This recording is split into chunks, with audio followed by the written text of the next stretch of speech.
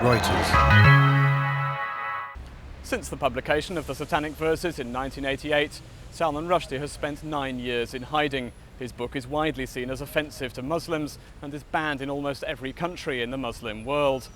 Protests against the book have led to dozens of deaths since Iran's spiritual leader, the late Ayatollah Khomeini, issued a fatwa against him.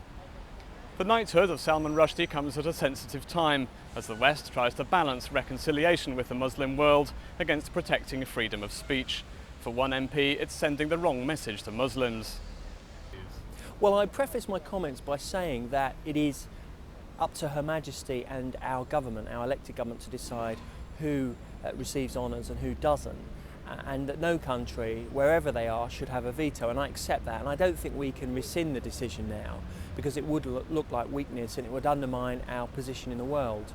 But it could not have been a very robust analysis of the geopolitical situation that no one in the Foreign Office in the United Kingdom foresaw that giving a knighthood to someone like Salman Rushdie would be very problematic.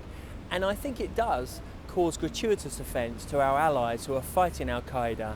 They're at the front line of the war on terror in Pakistan. And this was a needless crisis. And I think lessons need to be learned in the Prime Minister's office and also in the Foreign Office.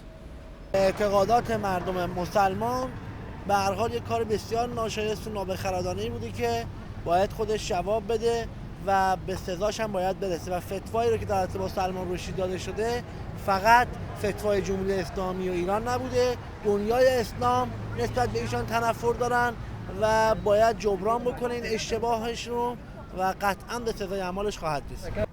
So can you just tell me what you know about Salman Rushdie? Generally, he's not a good person. He's peacefully. Islam is about the peace, and the way he's giving the against the Prophet ﷺ is not good. A lot of people have a lot of emotionals, and he's just breaking through. Do you not think that we should have freedom of speech in this country so people can write what they like?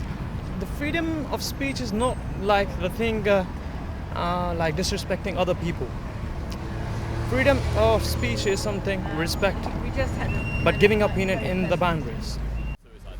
The key point here is that the Religious Affairs Minister in Pakistan effectively incited suicide bombing in Britain, and it must be realised that people in towns up and down Britain and in cities from the subcontinent actually watch what ministers say in Pakistan very closely. The government's response to what was said has been totally feeble and supine. The Pakistanis summoned our High Commissioner in Pakistan, where he made some protests. What should have happened is that ministers here should have got onto ministers in Pakistan and asked the Pakistan government at a high level to condemn the remarks that the Foreign Affairs Minister in Pakistan made. We can't have ministers inciting suicide bombings in a country in which we've had 52 people killed in the London Tube bombings and over 700 injured.